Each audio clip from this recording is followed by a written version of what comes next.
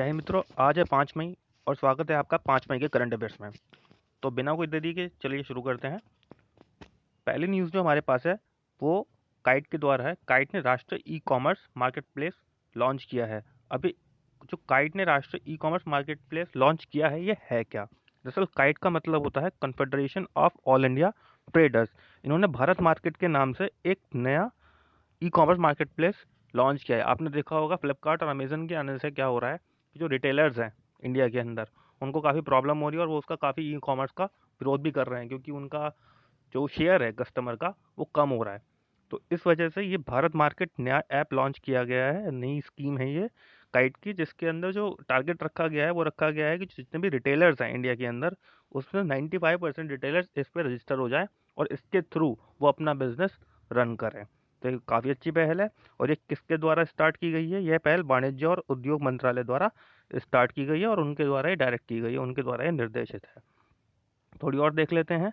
इसी तरीके से आपने देखा होगा अभी कुछ दिनों पहले इनाम एक प्लेटफॉर्म था जिसके अंदर लगभग 785 मंडियाँ जो है संचालित की गई थी, जो सब्जियों को लेकर था।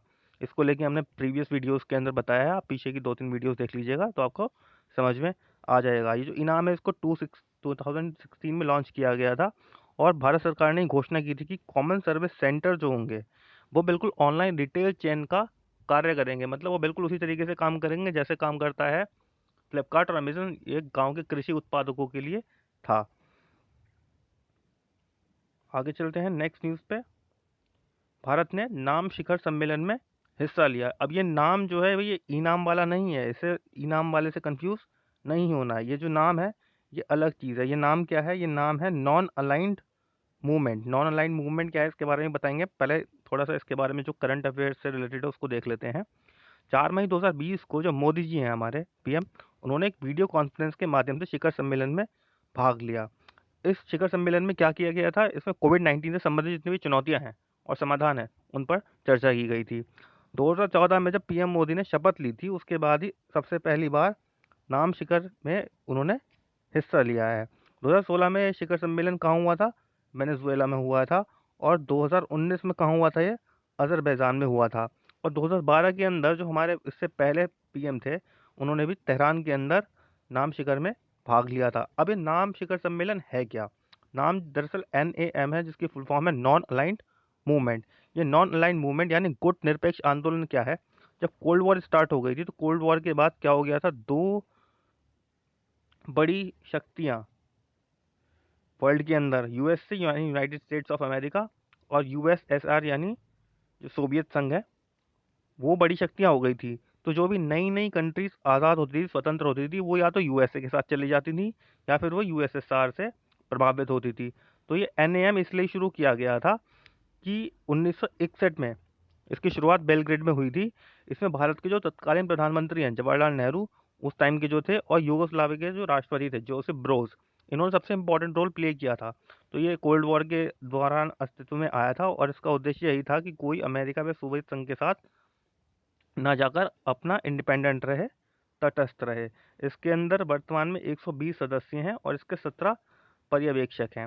इसके अंदर 5 प्रमुख सिद्धांत हैं, इसके 5 प्रिंसिपल्स हैं जिसमें परस्पर सम्मान है, यानी जितने भी देश इसके सदस्य हैं उन्हें आपस में एक दूसरे का सम्मान करना है। आपसी गैर आक्रामकता, एक दूसरे पर आक्रामकता नहीं दिखानी है। समानता और पारस्परिक लाभ यानी आपस में लाभान्वित भी होना है। और घरेलू मामलों में आपसी गैर हस्तक्षेप यानी कोई देश किसी दूसरे के घरेलू मामले में इंटरफेयर नहीं करेगा। साथ में शांतिपूर्ण सह अस्तित्व। तो ये इसके 5 प्रिंसिपल्स हैं। आगे चलते हैं।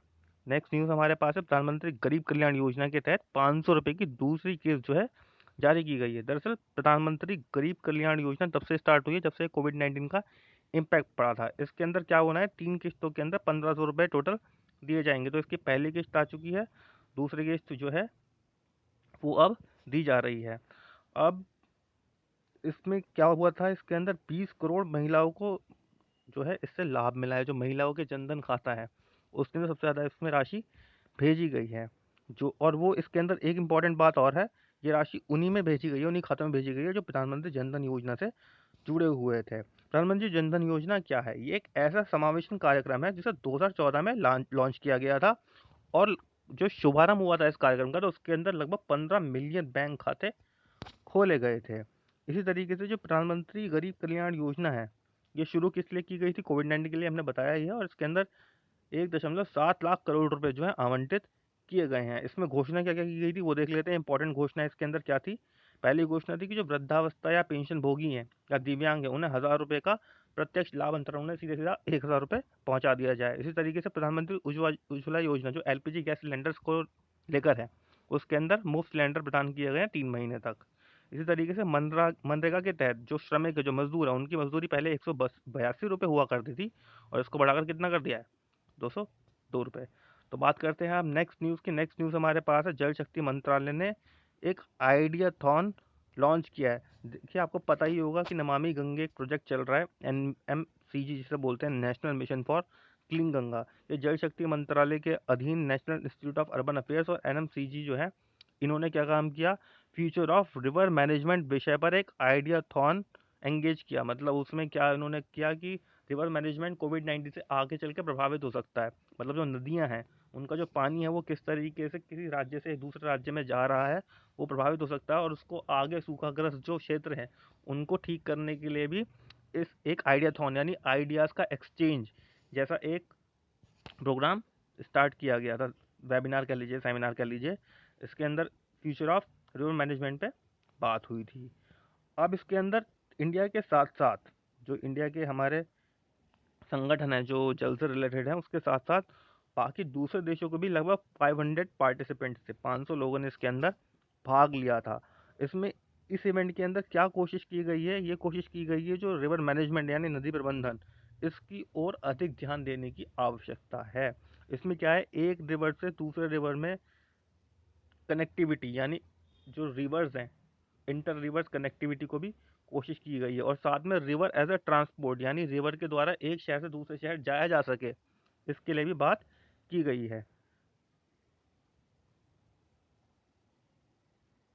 आगे चलते हैं। ये जो आइडियाथॉन है, इसके अंदर जो विचार निकल के आए हैं, ये जो सुझाव निकल के आए हैं, तो नमामि गंगे जो प्रोग्राम है, वो इन सुझावों को लेकर अब एक नया प्रोजेक्ट या नई प्लानिंग स्टार्ट कर सकता है। उस पर विचार भी कर सकता है, विचार करेगा फिर उसके बाद स्टार्ट करेगा। तो national mission for clean Ganga और है क्या? इसका उद्देश्य है जो गंगा नदी है उसको स्वच्छ बनाना और उसका संरक्षण करना। तो ये इसका टारगेट है, लक्ष्य है, ऑब्जेक्टिव है। अब बात कर लेते हैं, 3 मई को विश्व प्रेस स्वतंत्रता दिवस मनाया गया था। इसमें किस लिए मनाया जाता है? ये जो प्रेस स्वतंत्रता के मौलिक सिद्धांत हैं, उसका जो है जश्न मनाया जाता है। यानी प्रेस से रिलेटेड जैसे कोई भी कुछ भी पब्लिश कर सकता है, राइट टू स्पीच है, तो उसके जो फंडामेंटल प्रिंसिपल्स हैं, उनको उनका उत्सव मनाने के लिए किया जाता है। साथ में ये भी देखा जाता है कि जो प्रेस की आज़ादी है, वो किस तरह से बढ़ रही है या किस तरीके से प्रभावित हो रही है अलग अलग देशों में। तो इसलिए विश्व प्रेस स्वतंत्रता दिवस मनाया जाता है। इसके पीछे का बैकग्राउंड क्या है वो भी आपको बताएंगे। इसके अंदर ये भी चीज़ कोशिश की जाती है कि जो मीडिया है, आपने देखा होगा आजकल क्या हो रहा है कि मीडिया कहीं पर भी कुछ ही बोल सकता है या नहीं बोल सकता है, डिपेंड करता है कि आप किस देश में रह रहे हैं। कुछ देशों के अंदर मीडिया को स्वतंत्रता है, कुछ देशों के अंदर मीडिया को स्वतंत्रता नहीं है कुछ भी बोलने की। तो उसमें आपने देखा होगा कि कुछ लोग यदि एंटी गवर्नमेंट कुछ छाप देते हैं, प्रिंट कर देते हैं या फिर इलेक्ट्रॉनिक मीडिया के अंदर बोल देते हैं, तो उनके खिलाफ हमले बढ़ जाते हैं। उनके खिलाफ वर्बल हमलों के साथ साथ उनको एक्चुअल हमले या यहाँ तक कि मार तक भी दिया जाता है उन्हें। तो इसलिए विश्व प्रेस स्वतंत्रता दिवस मनाया जाता है। इस साल जो बनाया गया है विश्व प्रेस स्वतंत्रता दिवस, उसके अंदर जो विषय रखा गया है, जो उसकी थीम रखी गई है, वो रखी गई है जर्नलिज्म विदाउट फियर और फेवर।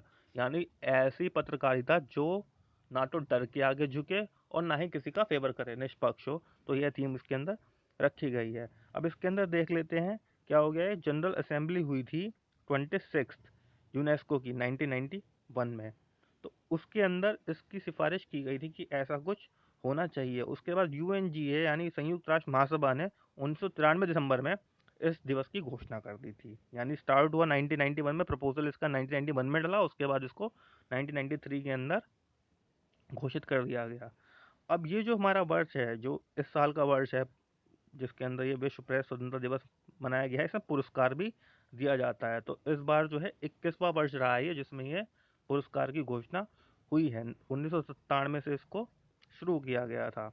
अभी क्यों मनाया जाता है? एक कोलंबिया के पत्रकार थे, रिपोर्टर थे, उनका नाम था गिलेर्मो कानो इसाज।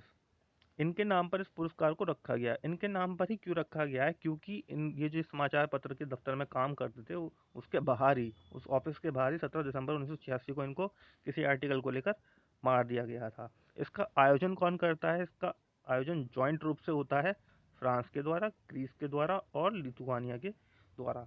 तो ये बात थी हमारे विश्व प्रेस स्वतंत्रता दिवस के बारे में। इसी तरीके से कल यानी मई 4 को एक और डे मनाया गया था जिसे बोलते हैं इंटरनेशनल फायर फाइटर्स डे, यानी जो अग्निशमन करते हैं, जो आग बुझाते हैं, उनके लिए, उनकी मेमोरी में और उनको रिकॉग्नाइज करने के लिए कि उन्होंने कितने कितने सेक्रीफाइसेस दिए हैं। बहुत सारे लोग आग बुझाते वक्त मर भी जाते हैं, उनकी मृत्यु भी हो जाती है। तो उनको याद रखने के लिए, उनको एक ग्लोरी देने के लिए ये जो इंटरनेशनल फायर फाइटर्स डे है ये मनाया जाता है। अब इसके अंदर क्या होता है? इसके अंदर जो इसको मनाने के पीछे उद्देश्य है वो एक तो यही उद्देश्य हो गया कि उनके जो सेक्रीफाइसेस हैं उनको याद करना, और इसके साथ साथ इससे एक चीज़ और होती है, इससे अवेयरनेस भी आती है। अवेयरनेस किस चीज़ के लिए? कि एनवायरनमेंट जो है अच्छा रहे, और जो कम्युनिटीज़ है, जो समुदाय हैं, वो जितना ज़्यादा हो सके सेफ रह सकें, आग से सेफ रह सकें। अब ये मई 4 को ही क्यों मनाया जाता है? तो इसके पीछे भी एक कहानी है। ये मई 4 को इसलिए मनाया जाता है क्योंकि इस दिन एक सेंट फ्लोरियंस डे भी मनाया जाता है। ये संत कौन थे फ्लोरियन संत? इनके बारे में भी देख लेते हैं। ये रोमन बटालियन के अंदर एक कमांडिंग फायर फाइटर थे। उन्होंने बहुत सारी जानें बचाई थी आग बुझाते हुए। इस वजह से जो फायर फाइटर्स हैं उनको अपने एक आदर्श के रूप में, एक चेहरे के रूप में उनको देखते हैं और उनसे इंस्पायर होते हैं। उन्होंने रोम के अंदर एक पूरा जलता हुआ जो है गांव बचाया था। इनका जन्म कब हुआ था? इनका जन्म हुआ था 250 एडी को, रोम के अंदर ही हुआ था। और उन्होंने रोमन आर्मी ज्वाइन कर ली थी और वो उसके अंदर ही अच्छा प्रदर्शन करते करते कमांडर बन गए थे। और उसके बाद कमांडर बनने के बाद उन्होंने क्या काम किया? उन्होंने सोल्जर्स को इकट्ठा किया और कुछ सोल्जर्स को स्पेसिफिक यही काम दे दिया कि उनको क्या करना है कि कहीं पर आग लग जाए तो उन्हें केवल आग से ही लड़ना है। एक स्पेसिफिक उन्होंने फायर फाइटर्स की टीम बना दी थी। और इसके अंदर जो फायर फाइटर्स डे के लिए सिंबल बनाया जाता है, उसके अंदर एक रिबन होता है जिसके अंदर रेड कलर होता है और ब्लू कलर होता है। रेड कलर किस लिए होता है? रेड कलर होता है उसके अंदर फायर बताने के लिए, कि रेड का मतलब उससे फायर से सिग्निफाई कर रहे हैं कि रेड से आग चल रही है, और उसको बुझाने के लिए ब्लू से पानी यानी वाटर को रिप्रेजेंट किया जाता है। तो इसलिए रिबन के अंदर रेड और ब्लू कलर होते हैं। आगे चलते हैं नेक्स्ट न्यूज़ की तरफ। नेक्स्ट न्यूज़ हमारे पास है डीआरडीओ से आ रही है। डीआरडीओ ने क्या किया, यानी defence research and development organisation ने क्या किया, जब से कोविड-19 आया तब से डीआरडीओ के अंदर रिसर्च पर रिसर्च हो रही है और नए नए इक्विपमेंट्स और डिवाइसेस वो क्रिएट कर रहा है। जैसे उन्होंने अतुल्य बनाया था और अलग बताया है, तो इन्होंने एक डिसइंफेक्शन टावर बनाया है यूवी ब्लास्टर का, यानी उससे यूवी रेज निकलेंगी और वो डिसइंफेक्ट कर देगा। दरअसल क्या प्रॉब्लम देखने को आती है? प्रॉब्लम ये आती है कि आपने देखा होगा सैनिटाइजेशन से कोशिश की जाती है कि वायरस वहाँ पर ना रहे या उसको सैनिटाइज कर दिया जाए, लेकिन बहुत सारे इंडस्ट्री के अंदर ऐसे इक्विपमेंट्स होते हैं जहाँ पे सैनिटाइज़र जो है काम नहीं कर सकता, क्योंकि वो केमिकल बेस्ड रहता है। और वहाँ पे केमिकल बेस्ड यदि कोई डिवाइसेस हैं या फिर जहाँ पे उन्हें वाटर से प्रॉब्लम है या फिर इस तरीके से उनके अंदर वेपर्स चले जाएँ तो वो उसको इफेक्ट कर सकता है। तो हर जगह पे सैनिटाइज़र काम नहीं कर सकता है। इसलिए वहाँ पे क्या कोशिश की जा रही है कि यूवी ब्लास्टर से उन चीज़ों को सैनिटाइज़ किया जाए, उन चीज़ों को सिक्योर बनाया जाए। जैसे कंप्यूटर्स हैं और मोबाइल डिवाइसेज़ और इलेक्ट्रॉनिक डिवाइसेज़ हैं, उनको सैनिटाइज़ करेंगे तो उनको वेपर्स, वाटर कंडक्टिंग इफेक्ट से प्रॉब्लम पड़ेगी। तो इसलिए यूवी ब्लास्टर डिसइंफेक्शन टॉवर ये बनाया गया है। ये क्या करता है? ये यूवी रेज़ रिलीज़ करता है, पावरफुल यूवी रेज़ रिलीज़ करता है, जिसकी वजह से क्या होता है? डिसइंफेक्शन हो जाता है। और इसके बारे में हमने बता ही दिया है, और ये इसके बारे में वर्किंग प्रोसीजर इसका कि ये काम कैसे करता है, तो ये वैसे ही हमने पीडीएफ के अंदर थोड़ा इन्फॉर्मेशन देने के लिए डाल दिया है। उसको जो पढ़ना चाहे पढ़ सकता है, अदरवाइज इतना ज़्यादा इंपॉर्टेंट नहीं है क्योंकि थोड़ा टेक्निकल है, तो इसलिए इम्पॉर्टेंट नहीं है। बात करते हैं इसके अंदर डीआरडीओ ने अभी अभी और क्या क्या डेवलप किया है। डीआरडीओ ने अतुल्य स्टार्ट किया था। ये अतुल्य क्या था? एक माइक्रोवेव स्टरलाइजर था जिससे माइक्रोवेव किरणों से स्टरलाइज किया जा रहा था। और डीआरडीओ ने इसी तरीके से कियोस्क भी बनाया था, जैसे सैंपल कलेक्शन के लिए डॉक्टर्स को खतरा रहता है, जो कोविड-19 से इफेक्टेड लोग हैं, सैंपल कलेक्शन के लिए वहाँ पे प्रॉब्लम रहती थी। इस वजह से वहाँ पे ये कोशिश की गई थी कि कियोस्क बना दिया गया था। उस कियोस्क के अंदर ये फायदा था कि उससे एक्सपोज नहीं होता था, जो भी सैंपल कलेक्ट करता था वो कोरोना वायरस का जो पेशेंट है उससे एक्सपोज नहीं होता था।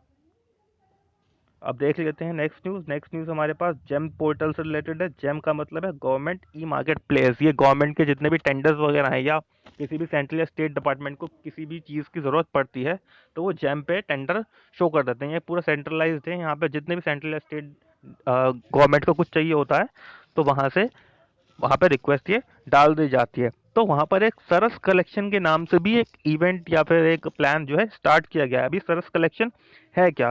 देखिए, union ministry of rural development and Panchayati Raj जो ये मिनिस्ट्री है हमारी, इन्होंने सरस कलेक्शन लॉन्च किया है जैम पोर्टल पे। कब? मई 4 2020 को, यानी कल लॉन्च किया था इसे। इसका जो मेन उद्देश्य क्या है? इसका मेन उद्देश्य है कि जो SHG हैं, जो सेल्फ हेल्प ग्रुप्स हैं, जो गांव के अंदर हैं, जो देहातों के अंदर है, जो कस्बों के अंदर है, जो कुछ ऐसे सामान बनाते हैं जो डेली यूटिलिटीज के लिए काम आ जाता है। जैसे अब कोविड-19 के लिए मास्क बन रहे हैं, PPE किट्स बन रहे हैं, तो उसके लिए एक उन डेली यूटिलिटीज को प्रमोट करने के लिए ये सरस कलेक्शन के नाम से लॉन्च किया गया है। तो ये ऐसे मिनिस्ट्री ऑफ रूरल डेवलपमेंट का और दीनदयाल अंत्योदय योजना है, नेशनल रूरल लिवलीहुड मिशन यानी DNRLM, इनका जॉइंट एफर्ट है ये। और इसके अंदर जो SHGs हैं वो 5 अलग अलग कैटेगरीज के अंदर अपना जो प्रोडक्ट है उसको वहाँ पर लिस्ट कर सकते हैं। वो 5 अलग अलग क्या है? ऑफिस एक्सेसरीज यानी ऑफिस के लिए जो ज़रूरी सामान है वो, हैंडीक्राफ्ट यदि हैं तो हैंडलूम का सामान है, टेक्सटाइल्स हैं, ग्रॉसरी है यानी खाने पीने का सामान है वो, और pantry and personal care and hygiene.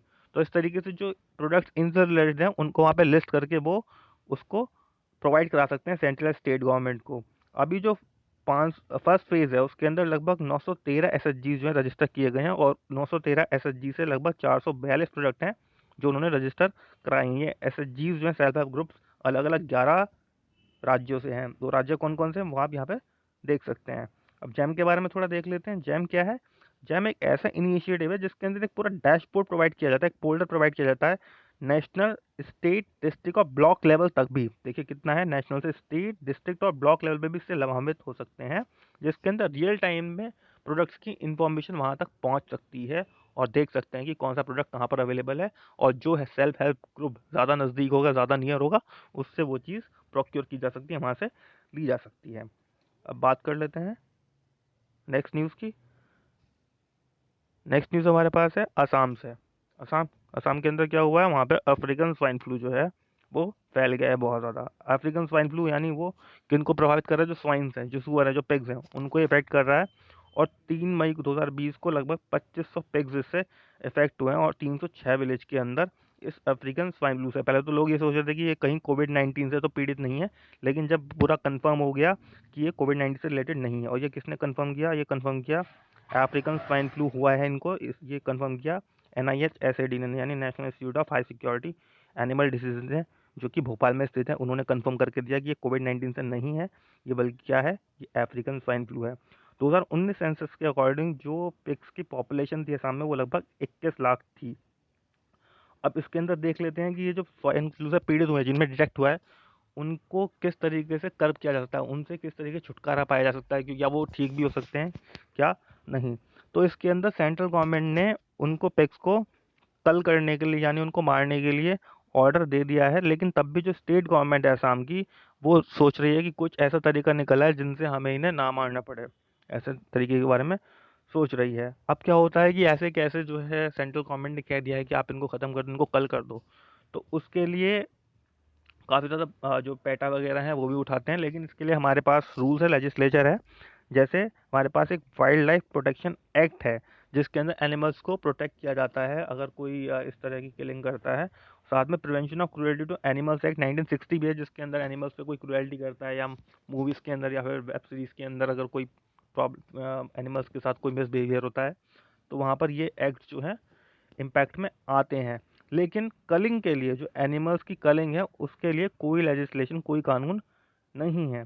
Animal Kalinga क्यों की जाती है? एनिमल कलिंग कौन ऑर्डर दे सकता है इसका? एनिमल कलिंग का ऑर्डर केवल सेंट्रल गवर्नमेंट दे सकती है। अब ये कलिंग किस बेसिस पे होती है? वर्मिन के बेसिस पे होती है, यानी जिस एनिमल को भी डिक्लेयर कर दिया जाता है कि ये वर्मिन है, तो उसको कलिंग करने के लिए अलाउ कर दिया जाता है कि ठीक है, इसको ख़त्म करो।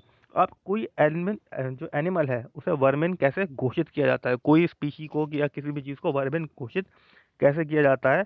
तो वो सेंट्रल गवर्नमेंट उसको घोषित करती है, और उसके बाद जो वाइल्ड लाइफ प्रोटेक्शन एक्ट है वो उस पर इफ़ेक्ट नहीं करता है। यानी अगर सेंट्रल गवर्नमेंट ने किसी को घोषित कर दिया कि वो वर्मिन है, तो जो WPA है फिर वो इफेक्टिव नहीं होगा, वो फिर ओवर रूल हो जाएगा और उसके बाद वर्मिन डिक्लेयर होने पे सेंट्रल गवर्नमेंट उनके कलिंग का निर्देश दे सकती है। तो ये बात हो गई इनकी। अब वर्मिन क्या है? वर्मिन ऐसे वाइल्ड एनिमल्स हैं जिनको ये समझा जाता है कि ये हार्मफुल हो सकते हैं आम जन के लिए या फिर उनके प्रोडक्ट के लिए, खेतों के लिए जो है इनसे प्रॉब्लम हो सकती है। तो उनको बिना रिस्ट्रिक्शन के मार दिया जाता है, उन पर फिर कोई रिस्ट्रिक्शन नहीं लगता है। तो इसके अंदर किसी भी स्पीशी को, अब वर्मिन किसको डिक्लेयर कर सकते हैं इसके लिए भी थोड़ा रूल है कि किसी भी स्पीशी को वर्मिन जो है डिक्लेयर नहीं किया जा सकता। ऐसी स्पीशीज यानी ऐसी प्रजातियां जो वाइल्ड लाइफ प्रोटेक्शन एक्ट के शेड्यूल 1 में है और वाइल्ड लाइफ प्रोटेक्शन एक्ट के शेड्यूल 2 के पार्ट 2 में है, तो ऐसी प्रजातियों को आप वर्मिन भी डिक्लेयर नहीं कर सकते हैं। यानी सेंट्रल गवर्नमेंट उनको वर्मिन डिक्लेयर नहीं कर सकती है, इस तरीके से उनको किलिंग उनकी नहीं की जा सकती। अब अफ्रीकन स्वाइन फ्लू है क्या? ये डबल स्ट्रैंडेड डीएनए वायरस है, यानी एक ऐसा वायरस है जिसके अंदर डीएनए का डबल स्ट्रैंड होता है और इसी से जो है एक फीवर होता है जिसे अफ्रीकन स्वाइन फीवर बोला जाता है। ये किस किस को इफेक्ट करता है? पिग्स को, बारटॉक्स को और इसके जो नेचुरल होस्ट हैं वो रहते हैं। तो ये थी 5 मई 2020 की आज की करंट अफेयर्स और आशा करते हैं आपको समझ में आया होगा और अच्छा भी लगा होगा। तो बाकी मिलते हैं कल फिर से 6 मई 2020 के करंट अफेयर्स के साथ। धन्यवाद।